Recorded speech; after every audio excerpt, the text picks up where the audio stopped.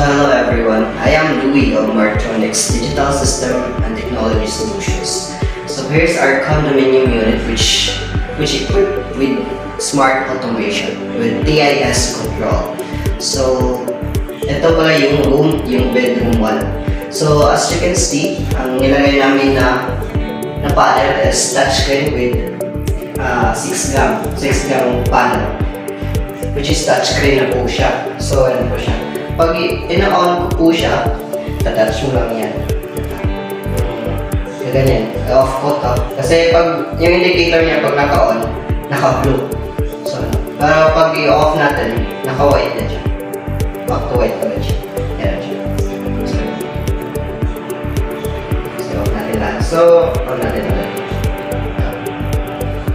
So, yung mga light nito, may strip light sa ceiling, may pin light, tsaka dito sa may bed frame na light. Tapos naman may light din siya dito sa closet. Dito sa closet. Ito. As you can see. So may light din siya.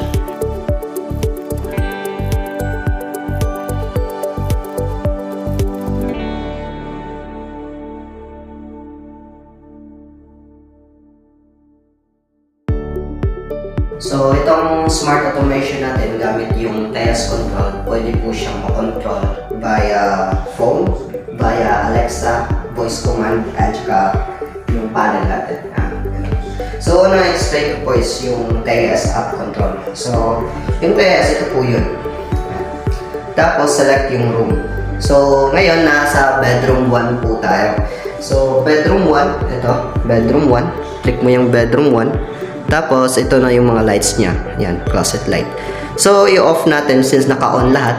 Off natin yung light 1. So, ito. So, na-off po yung light. No, kita-kita nyo naman. So, kung i-off po natin yung light 2, yan pa rin. Click naman po natin ulit. Yan. Kung sa may table light naman, may table light naman tayo dito. Kung i-off natin, click lang natin yung table light. Ma-off po siya. So, on ko po ulit lahat. So, ganun po siya. Pwede po siya makontrol via TIS app. Kasi ito.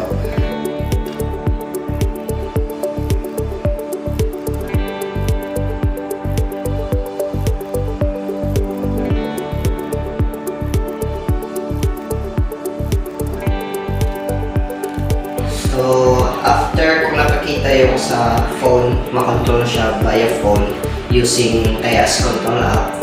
Let's proceed with the Alexa. So, nandito, meron kaming Alexa device. Ito siya, Alexa device.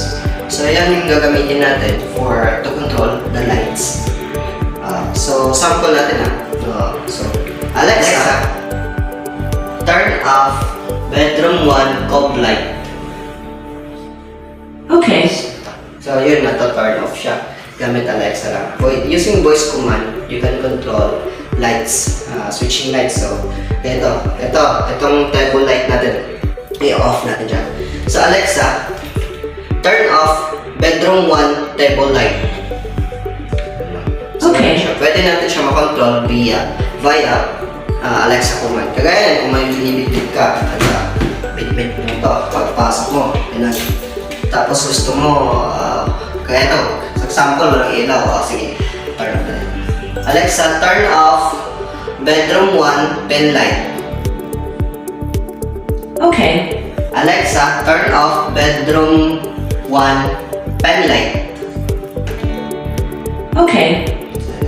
So, iwan na natin yung isang light. So, i-on natin yung mga light ng bedroom 1. So, sa bedroom 1, i-on natin. Alexa, turn on bedroom 1 cove light. Okay. So, pag may hawak ka, pwede mong i-voice command lang. Tapos ito, Alexa, turn on bedroom 1 light. Okay. So, kagaya niyan, so mas convenient para sa'yo pag may hawak kang things at saka may yung dalawang kamay mong PC. So, convenient yung Alexa gamitin compared kung mga switches. Tsaka ito, kagaya ito,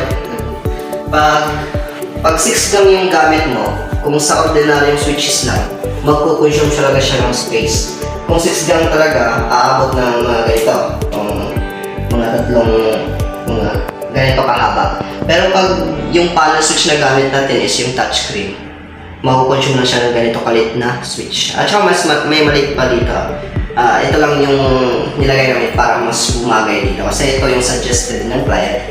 So, tapos ko na ma-explain yung mga panels tsaka paano mag-control itong bedroom 1. Proceed naman natin dito sa blinds. So, ito hawak kong remote. Pwedeng ma-remote dito yung dito. Sa bedroom 1, sa master's bedroom, tsaka sa living room na blinds.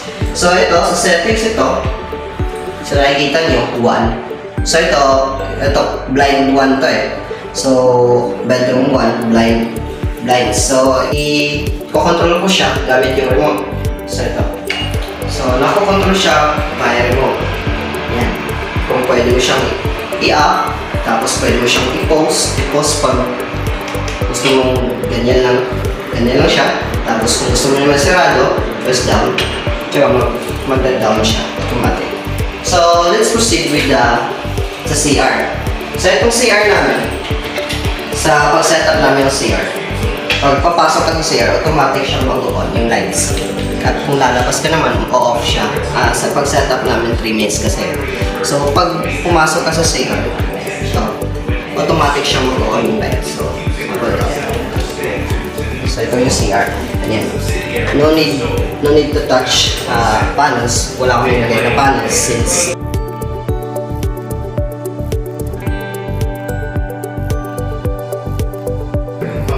so, paglabas mo ng CR, mag-off lang siya within 3 minutes. So, after 3 minutes, mag-off yung lights na CR. So, yung motto ng KS kasi, lights when you need it, then energy if you don't.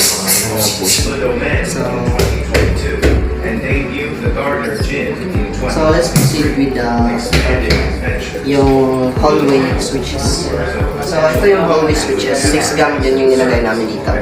So nakakontrol niya dito yung sa kitchen, sa hallway, at sa living room. Kaya dito yung sa hallway, sa may entrance door. Tapos dito naman, dito sa shoe couch area. Then sa baba naman, yung sa hallway. Pwede din siya makontrol dito sa phone, tsaka pwede din po dito sa Alexa. Yan siya. Kaya ito, kung may hawak kang bagay, tsaka di mo kayang mag-on sa switch, sample lang pero kaya ko lang. Pero, i-demo ko lang kung paano gumana si Alexa. Kaya ito, si Alexa nasa living room. Pero ito turn on ko siya, yung light, mula dito. Alexa, turn on hallway light. Yan, Okay. siya.